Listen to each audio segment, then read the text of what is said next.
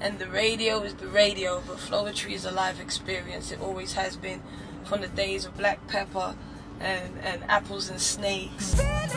Inside you. Projecting slides on your eyes, decode these tears while I cry, you'll find the origin. How far we're gonna let this thing go, 'cause whatever happened, there were a lot of things that happened that just make Floetry never gonna happen. I heard it's first too, so I'll bring it back again. We wanted it, so it's easier for us to give back to the amount of fans that requested it. So it's homecoming, no matter where we are. So it's that much special. Who had made that a possibility?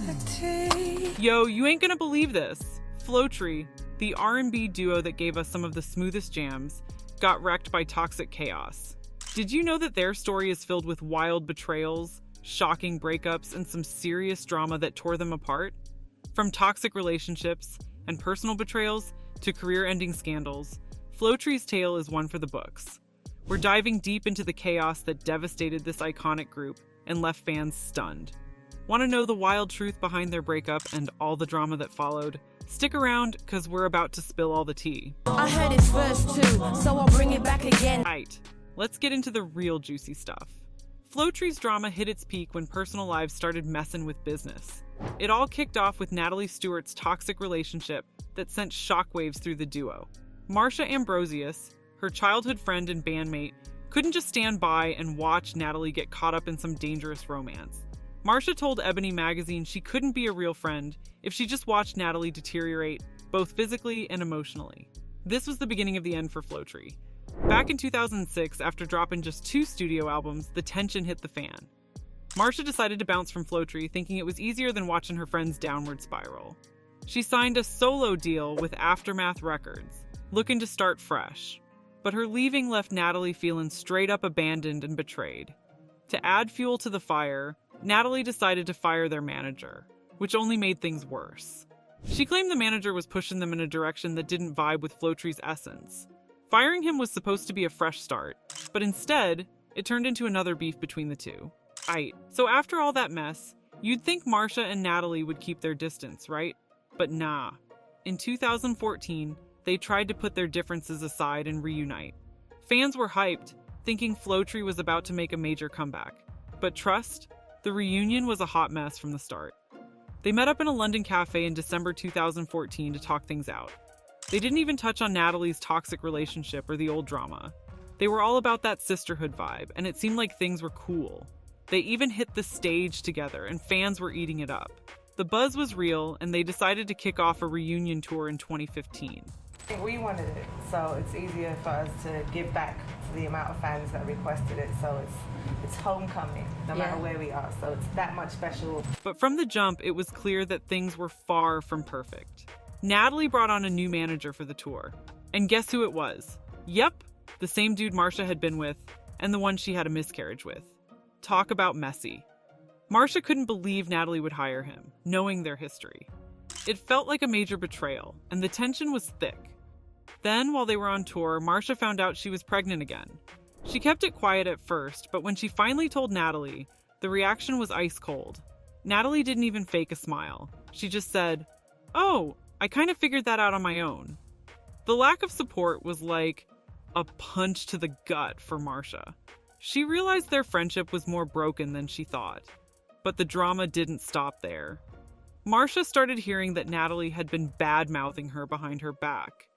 Voice messages revealed Natalie talking trash about Marsha's personal life, sharing details about her relationships, and even making nasty comments. This betrayal cut deep and confirmed that their friendship was beyond repair. The tour itself was a roller coaster. Fans were excited to see them back together, but behind the scenes, it was chaos. The issues between Marsha and Natalie kept bubbling up, and it was clear that the reunion wasn't going to last. By the end of 2016, it was a wrap. Floetry was done for good, and both Marsha and Natalie went their separate ways once more. Whatever happened, there were a lot of things that happened that just make Floetry never gonna happen. Alright, so after the whole messy breakup, both Marsha and Natalie went their separate ways, and tried to make it on their own. Let's break down what went down with each of them after Floetry. First up, Marsha Ambrosius. After bouncing from Floetry, Marsha didn't waste no time. She signed with Aftermath Records and started working on her solo career.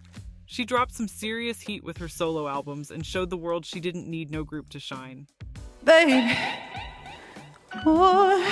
Marsha got married to Des Bibbs, the roadie she met on tour, and they had a beautiful baby together.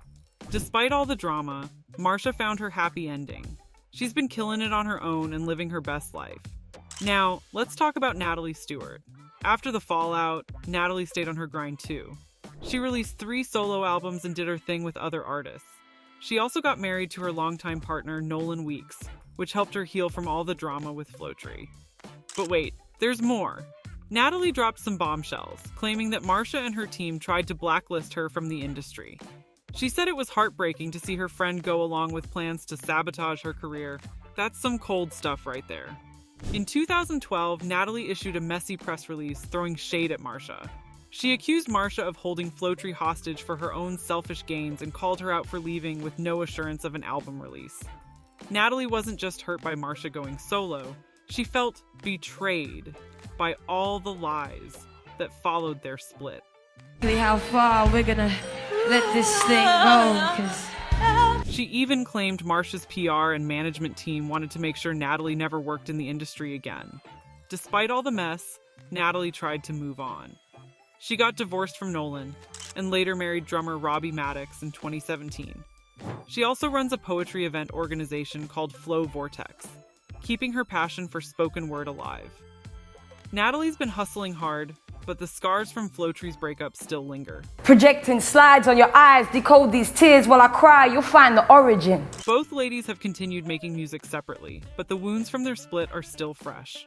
Floetry's story might have ended, but their individual journeys show just how much drama and resilience they both carry. Now that we've got all that drama out of the way, let's rewind and take it back to the beginning. Before all the chaos, there were 2 talented ladies who came together to form something truly special. Let's talk about how Floetry got started and their rise to fame.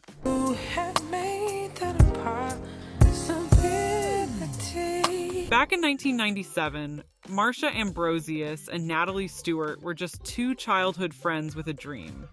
They had a unique chemistry that was undeniable. Marsha, known as the songstress, had those soulful vocals that could give you chills. Natalie, the flowcist, brought her smooth emceeing to the table, and together they created magic.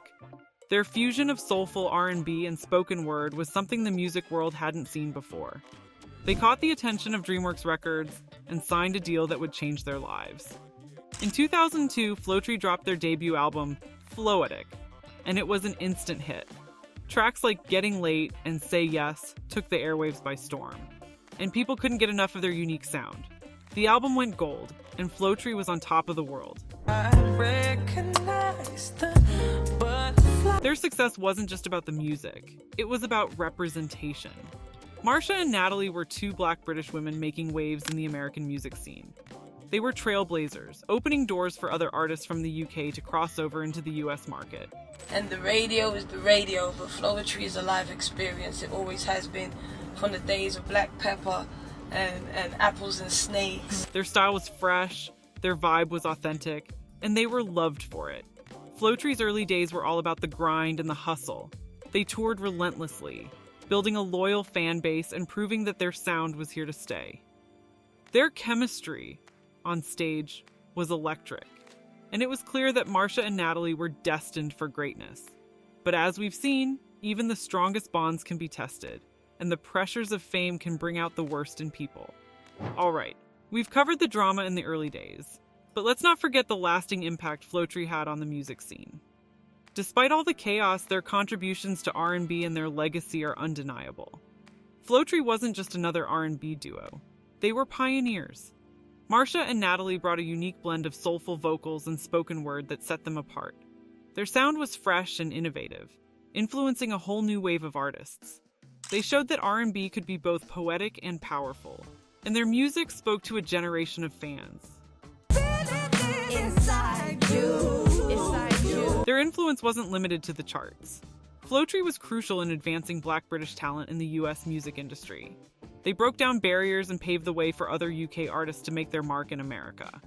Their success opened doors and created opportunities for many who followed in their footsteps. Even after their split, the music of Floetry continues to resonate. Songs like Say Yes and Getting Late remain timeless classics, still loved by fans old and new. Their legacy lives on through the music they created and the impact they made. Floetry's story is a reminder that, despite the ups and downs, true artistry leaves a lasting mark.